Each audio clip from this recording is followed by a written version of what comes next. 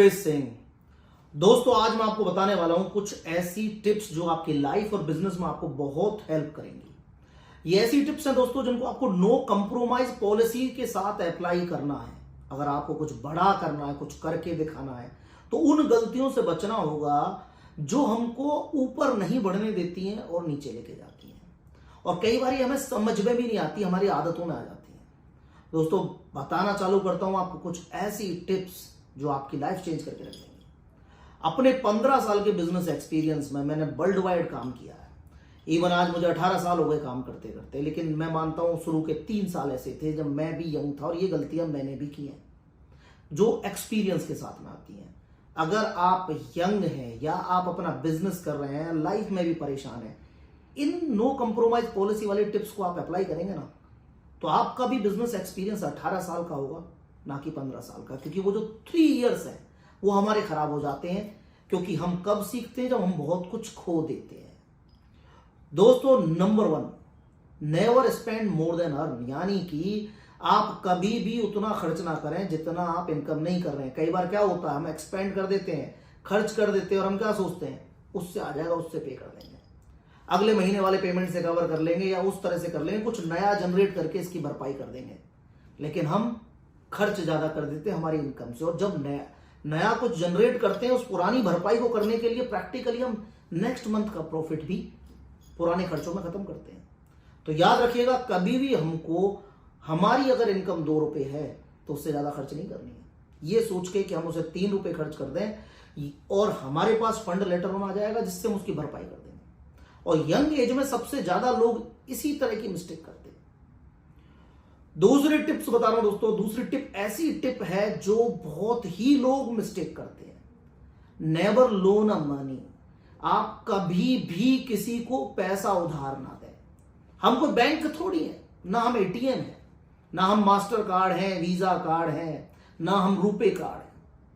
दोस्तों हम लोग मेहनत करके पैसा कमाते हैं जिससे हम अपने पीछे जो रेस्पॉन्सिबिलिटी लेके बैठे हुए हैं, जैसे कि हमारी फैमिली, हमारे बच्चे, हमारे माँ बाप, उनके लिए कुछ जोड़ सकें, सेव कर सकें, या कुछ पैसा हम कमाएं तो उसे अपने बिजनेस में लगाएं, बिजनेस को एक्सपेंड करें, आगे बढ़ाएं, जिससे कि हम एक अच्छी जिंदगी जिएं जिसके लिए हम मेहनत कर रहे हैं। लेकिन हम क्या करते हैं, जब यंग होते हैं फ्रेंड्स को दे दिया, रिलेटिव्स को दे दिया। ये जिंदगी की सबसे बड़ी गलती है दोस्तों, याद रखना। मैंने भी करी है, मैंने भी ये गलती की है, 2-3 बार मैंने भी पैसा दिया है, लेकिन समझा है जब हाथ बर्न हो जाते हैं। उसके बाद मैंने बनाई नो कंप्रोमाइज पॉलिसी। किसी भी कंडीशन के अंदर मैं किसी को कोई लोन नहीं दूंगा, क्योंकि ना तो मैं बैंक हूं, ना एटीएम हूं, ना क्रेडिट कार्ड हूं, ना डेबिट कार्ड हूं। मैं एक पर्सन हूं, एक आइडेंटिटी हूं, एक जो अपनी फैमिली के लिए काम करता है। मैं हमेशा बोलता हूं, success is our responsibility to our self, to our family, to our nation. सबसे पहले आवर सेल्फ आता है दोस्तों, सबसे पहले, फिर आवर फैमिली आता है, फिर आवर नेशन आता है।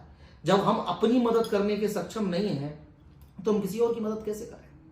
बहुत सारे लोग हैं जो लोगों की मदद करते हैं, अब करते हैं, हम भी मदद करते हैं। हम भी एक फाउंडेशन लेके बैठे हुए हैं, रुपेश सिंह फाउंडेशन, जिससे बहुत सारे बच्चों को एजुकेशन में हेल्प करने की कोशिश कर रहे हैं। लेकिन कब? जब हम इस कैपेबल हुए हैं, बट सीधी हेल्प कर रहे हैं।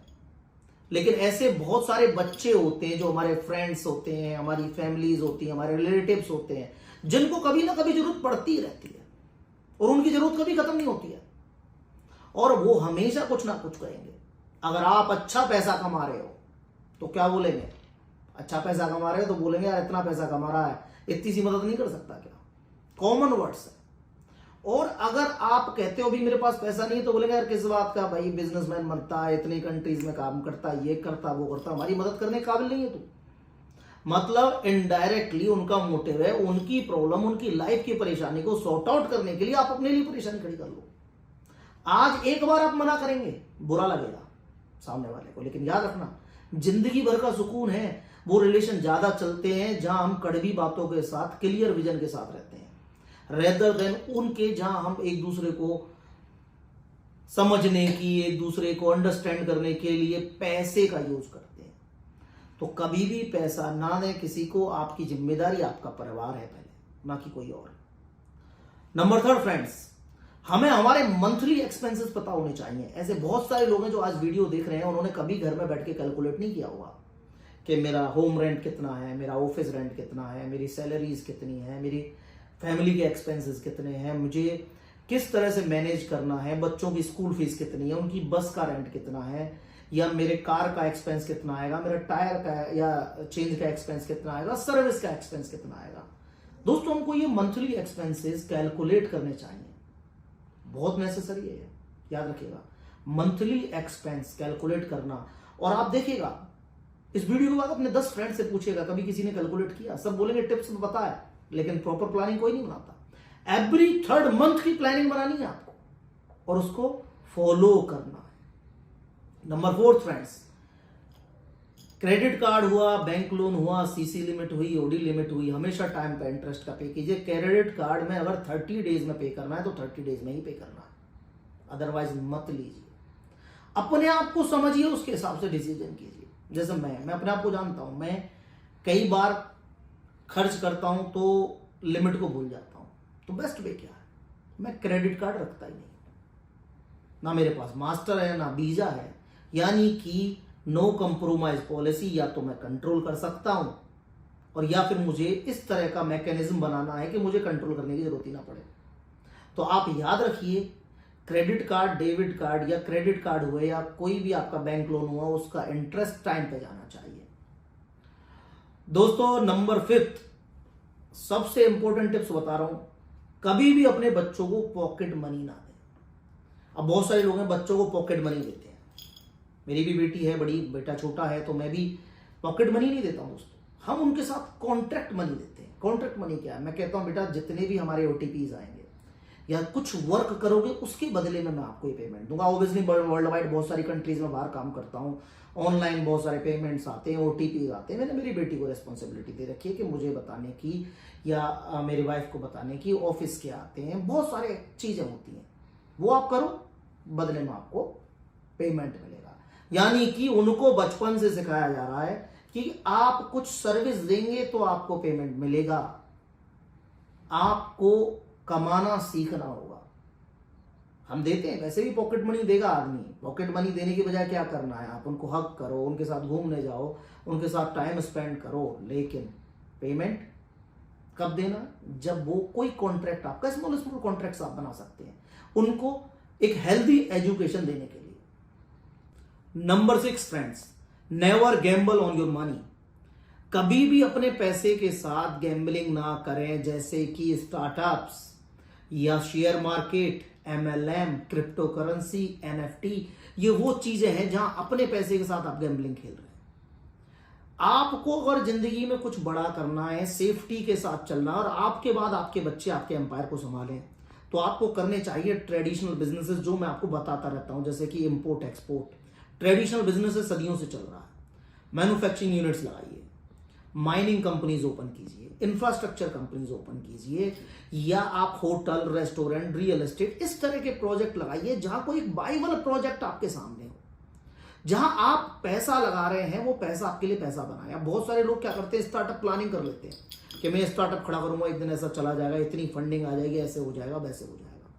फ्रेंड्स, जब तक आपके पास है ना 5-10 लाख रुपए महीने की कोई इनकम नहीं आ रही है ना, तब तक इस तरह की गैम्बलिंग ना करें। यानी आपका एक स्टेबल बिजनेस हो जिससे आप कमा रहे हैं, उसके बाद आप एक स्टार्टअप प्लानिंग कर सकते हैं। ठीक है, उससे अगर हो सकता है आप बहुत बड़ा बन जाए, हो सकता है आप उसको नॉर्मल चला पाए, पर एटलीस्ट आपका एक इनकम फ्लो आती रहेगी। अगर दूसरा प्रोजेक्ट आपका फेल हुआ तो एक इनकम फ्लो रहेगी आपकी। तो याद रखिए, स्टार्टअप्स, या हम बात करते हैं crypto currency, NFT, share market, MLM, इस तरह की चीजों से हमें हमेशा दूर रहना चाहिए। इनके अंदर अगर आप पिछले 50 साल का रेशो देखेंगे तो बहुत ही कम लोग सक्सेसफुल हुए हैं। यानी कि फेल होने वालों का रेशो है 99% और सक्सेस होने वालों का रेशो है 1%। तो इस तरह की गैम्बलिंग कब करें? जब आपका एक इनकम फ्लो चल रहा हो, रेगुलर पैसे आ रहे हो एक ट्रेडिशनल बिजनेस से, तब आप अपने कुछ अमाउंट की गैम्बलिंग कर सकते हैं। बट मेरा हमेशा मानना है, नेवर गैम्बल। मैं हमेशा बोलता हूं लोगों को, कभी भी इस तरह के बिजनेसेस में हाथ ना डालें जहां सर्टेन इनकम नहीं आए, या हमें पता नहीं हो हमारी ये फैक्ट्री है, इतनी कैपेसिटी है, इतना प्रोडक्शन आएगा, इस तरह से सेल करूंगा। At least plant, machinery, factory, you have something. या आपका इंपोर्ट एक्सपोर्ट है, ये मेरे पास ऑर्डर आए, मैं कंटेनर रवाना करूंगा, इतना मेरा प्रॉफिट आएगा। या मेरी माइनिंग कंपनी है, 7 kg पर kg गोल्ड की मेरी माइनिंग की कैपेसिटी है, मंथ का इतना प्रॉफिट आएगा। तो हर चीज कैलकुलेटेड होनी चाहिए। बिजनेस में रिस्क होता है, लेकिन हम उसे 99% तो कम से कम रिस्क फ्री करें। लेकिन ये जो बिजनेसेस है, शेयर मार्केट, एनएफटी, और ये 100% गैम्बल है, तो इनसे दूर रहें दोस्तों। Number 7, friends, never invest in a business जहां आपको कैश फ्लो नहीं आ रहा हो, या इन अ एक्टिविटी जहां आपको कैश फ्लो नहीं आ रहा हो। जैसे बहुत सारे लोग प्रॉपर्टी इन्वेस्टमेंट करते हैं। आपको हमेशा इन्वेस्टमेंट करना चाहिए मूवेबल प्रॉपर्टी में। यानी कि हम कई बार सोचते हैं हम ये बिजनेस कर रहे हैं, इतना पैसा सेव करेंगे। मूवेबल प्रॉपर्टी क्या है दोस्तों? जैसे कि गोल्ड, डायमंड। एटलीस्ट आज आपका बच्चा जो अब्रोड में एजुकेशन कर रहा है, फ्यूचर में किसी भी कंट्री में शिफ्ट होना चाहता है, या माइग्रेट होने चाहते हो आप एक सिटी से दूसरी सिटी में, मूवेबल प्रॉपर्टी बहुत काम आती है आपके। आप उसको कहीं भी सेल कर सकते हैं। लेकिन कई बार आप ऐसी प्रॉपर्टी ले लेते हैं जिनको सेल करने के लिए आपको ना 6-6 महीने चक्कर काटना पड़ता है, 6 मंथ्स। और होता क्या है, 6 मंथ आप रेगुलर चक्कर काट रहे हैं, आपको कस्टमर मिल नहीं रहा है, और जरूरत पे वो आपका इन्वेस्टमेंट आपके लिए काम नहीं आ रहा है। तो हमेशा इन्वेस्ट करें ऐसी मूवेबल प्रॉपर्टी में, जैसे कि गोल्ड हो गया, डायमंड्स हो गए, जिनको आप कभी भी ऐसे टाइम पे सेल करना चाहें जब जरूरत है, इमीडिएट सेल कर सकें। ना कि एक ऐसी प्रॉपर्टी जिसके लिए कस्टमर ढूंढ रहे हैं, जिसकी valuation time to time change होगी, और जिसकी वैल्यूएशन कभी अप हो सकती है, कभी डाउन हो सकती है, कभी रिसेशन आ सकता है। लेकिन गोल्ड और डायमंड एक ऐसा सेगमेंट है जो हमेशा आपके काम आएगा। Even you can carry anywhere in the world, और उस कंट्री में भी आप उसको यूटिलाइज कर सकते हैं।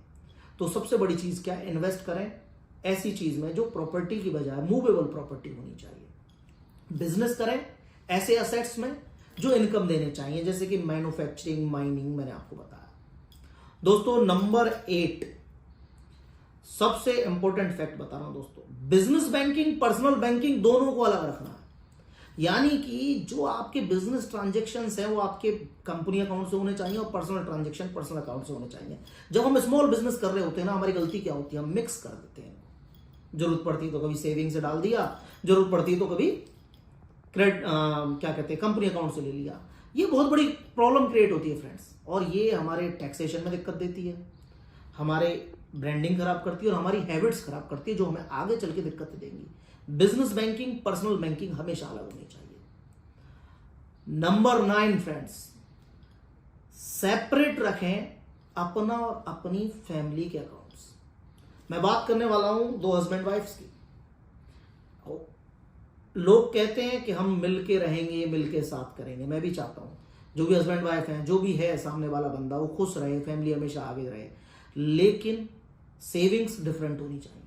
उसका रीजन क्या है, मैं और मेरी वाइफ का एग्जांपल देता हूं। हम दोनों हमारी सेविंग्स अलग अलग रखते हैं। उन्होंने 15 साल जॉब की है, इनकम उससे जो आती है वो कमाती है, उससे उन्हें प्रॉपर्टी इन्वेस्टमेंट करना था, उन्होंने प्रॉपर्टी इन्वेस्टमेंट किया। मेरी पॉलिसी है, मैं प्रॉपर्टी इन्वेस्टमेंट में बिलीव नहीं रखता हूं, मैं वो इन्वेस्टमेंट करना चाहता हूं जिससे मुझे कैश फ्लो आए। मैं मेरे हिसाब से करता हूं, कॉन्फ्लिक्ट नहीं होता। दोनों के इनकम फ्लोज अलग अलग हैं, दोनों की सेविंग्स अलग अलग है, 2 बंदों के माइंडसेट अलग अलग होते हैं। 2 लोग हो सकता है साथ में होके भी कई पॉलिसीज में साथ में ना हो। लाइफ में बहुत बड़ी प्रॉब्लम आती है, इसकी वजह से लोग अपने बिजनेस को मैनेज नहीं कर पाते हैं, क्योंकि वो बिजनेस को और फैमिली को मिक्स कर रहे होते हैं, और ये बहुत बड़ी प्रॉब्लम फ्रेंड्स। इसीलिए हमको हमेशा दोनों चीजों को अलग अलग रखना है। आपकी सेविंग आपके पास, आपकी प्रोग्रेस आपके पास, वाइफ की सेविंग वाइफ के पास, उसकी प्रोग्रेस उसके पास। चाहे कोई भी परेशानी होगी, मिलकर सॉल्व करेंगे, प्यार से साथ से रहेंगे। लेकिन इससे 2 चीजें पता पड़ती हैं कि कौन कितना जिम्मेदार है अपनी फैमिली की ग्रोथ के लिए। हो सकता है कई बार वाइफ बहुत अच्छा काम कर रही है और हस्बैंड बहुत कम काम कर रहा हो। बहुत सारे सिनेरियोज उन्होंने देखा है, वीमेंस बहुत एक्टिव होती हैं, बहुत अच्छी तरह मैनेज करती हैं, अपने मैनेजमेंट को बहुत अच्छा रखती है, और मेंस बहुत स्पेंड करते हैं ड्रिंक्स में, पार्टीज में, फ्रेंड्स के साथ, और वो अपनी इनकम को स्टेबल नहीं रखते हैं। उसके ऊपर उनके ऊपर कंफ्लिक्ट होता है कि हमने सेविंग एक साथ रखी थी, हमारा ज्वाइंट अकाउंट था। This is the problem. जब आपके अलग अलग अकाउंट हैं तो पता पड़ेगा कौन रेस्पॉन्सिबल है। हो सकता है आदमी बहुत मेहनत से काम कर रहा हो, उनकी वाइफ नहीं काम कर रही हो सकता है वाइफ बहुत अच्छी तरह से काम कर रही हो, हस्बैंड काम नहीं कर रहा। पता पड़ेगा, ये तो पता पड़ेगा एटलीस्ट कौन जिम्मेदार है फैमिली की ग्रोथ के लिए। तो हमेशा इनको अलग रखना चाहिए, मुसीबत में चाहे साथ रहेंगे, एक अलग चीज है, लेकिन पता होना चाहिए। Number 10 friends, never take suggestions from your family about your business. होता क्या है, जब हम घर पे जाते हैं ना, हमारे सारे बिजनेस की समस्याओं को घर में लेके जाते हैं, या जो प्रोग्रेस होती है उसको घर में लेके जाते हैं, चाहे हस्बैंड हो चाहे वाइफ हो। हम सोचते हैं एक दूसरे से डिस्कस करेंगे, प्लान करेंगे। देखिए मेरा मानना है फ्रेंड्स, 18 साल से बिजनेस करते हुए एक अच्छी हैप्पी लाइफ जीते हुए बता रहा हूं आपको मैं, कि मैं कभी भी अपनी बिजनेस प्रॉब्लम से फैमिली तक नहीं लेके जाता हूं। मैं लेके जाता हूं जो अच्छी चीजें हैं, जिनको उनको जरूरत है, दूसरे का फैमिली टाइम, एक दूसरे के साथ टाइम स्पेंड करना, घूमना, घर के बारे में बात करना, बच्चों के एजुकेशन के बारे में बात करना। बट नेवर एवर मैं और मेरी वाइफ, हम लोग कभी भी बिजनेस के बारे में डिस्कशन नहीं करते हैं। अपने ऑफिशियल प्रॉब्लम्स में कोई ऐसी प्रॉब्लम है जो हाँ हमारी कोई सिंपैथी की, इमोशंस की जरूरत है तो करते हैं, बट हम कभी सजेशन नहीं देते। क्योंकि दोस्तों होता क्या, कई बार आप अपनी प्रॉब्लम लेके जाते हो, वाइफ को बताते हो, वो सजेशन देती हैं जो आपके बिजनेस के बारे में नहीं जानती हैं। या एक वाइफ अपने घर पे जाती है और अपने हस्बैंड को प्रॉब्लम बताती है और हस्बैंड सजेशन देता है जो उसकी ऑर्गेनाइजेशन, उसके बिजनेस के बारे में नहीं जानता। यानी हम उन लोगों से सजेशन लेते हैं जो हमारी प्रॉब्लम सॉल्व नहीं कर सकते और प्रॉब्लम को समझ नहीं सकते। आज मुझे बिजनेस के डिस्कशन करने हैं तो मेरे बिजनेस पार्टनर से करने चाहिए कि भाई मुझे कैसे ओपेश स्टोर को आगे बढ़ाना है, कैसे मुझे गोल्ड ऐसा को आगे बढ़ाना है, या कैसे हमारी फैक्ट्री आगे बढ़ानी है, किस तरह से हमें माइंस आगे बढ़ानी है, कितनी बजटिंग होनी चाहिए, हमें क्या चैलेंज आ रहे हैं, कितना नया स्टाफ हायर करना है, कौन मदद करेगा? वो बिजनेस पार्टनर जो मेरे साथ काम कर रहे हैं, ना कि वो जो मेरे घर पे जाता हूं जिन्हें मेरे बारे में बहुत 5% पता होता है रिलेटेड टू बिजनेस। तो उनके दिए हुए सजेशंस बहुत जगह नुकसान करते हैं। सबसे पहले तो वो आपकी पार्टनरशिप में नुकसान कर सकते हैं, आप एक नया आइडिया लेके आ रहे हैं और वो कॉन्फ्लिक्ट पैदा कर सकता है।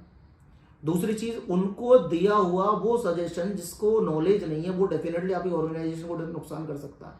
आप एक बिजनेस ओनर हैं, आप बिजनेस रन कर रहे हैं, चाहे मैन हो चाहे वीमेन हो, और आप अपने पार्टनर से सजेशन लीजिए, अपनी टीम से सजेशन लीजिए, अपने डायरेक्टर से सजेशन लीजिए, सीईओ से सजेशन लीजिए, आगे बढ़ाइए अपने व्यापार को, लेकिन मिक्स मत कीजिए।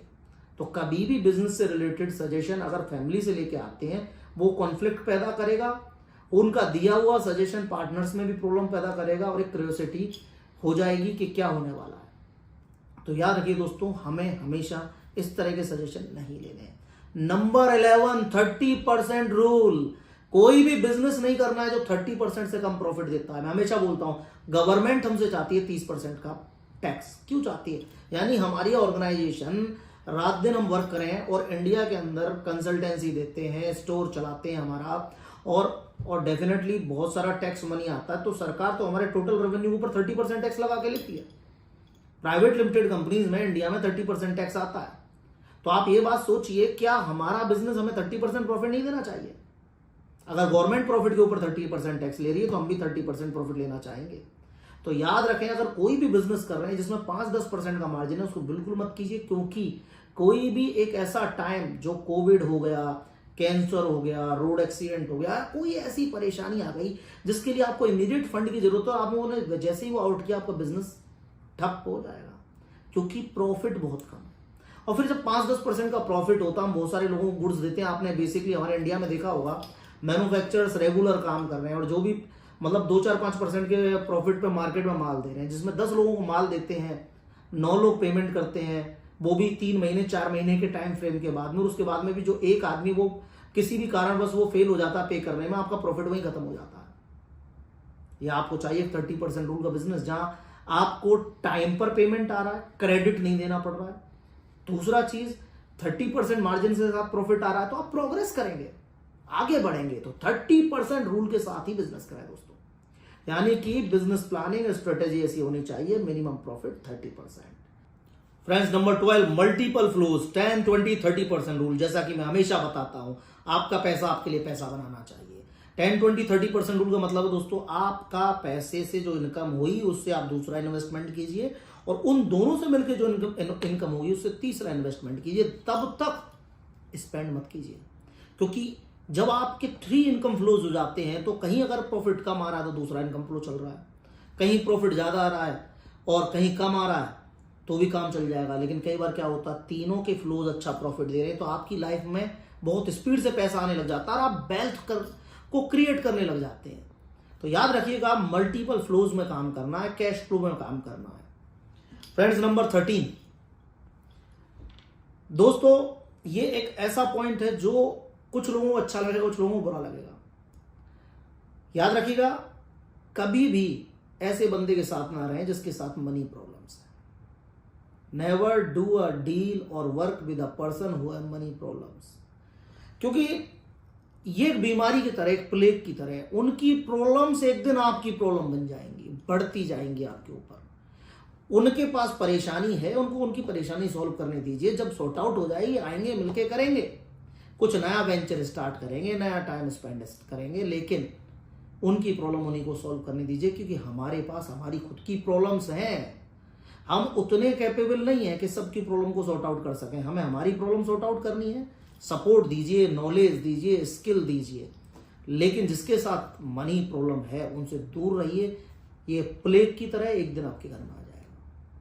नंबर 14 फ्रेंड्स, दोस्तों, ये ऐसी नो कंप्रोमाइज बिजनेस टिप्स हैं जो आपको लाइफ में या बिजनेस में आगे बढ़ने में बहुत मदद करती हैं, और इनको सही तरीके से अप्लाई करने की आदत डालना ही नंबर 14 है।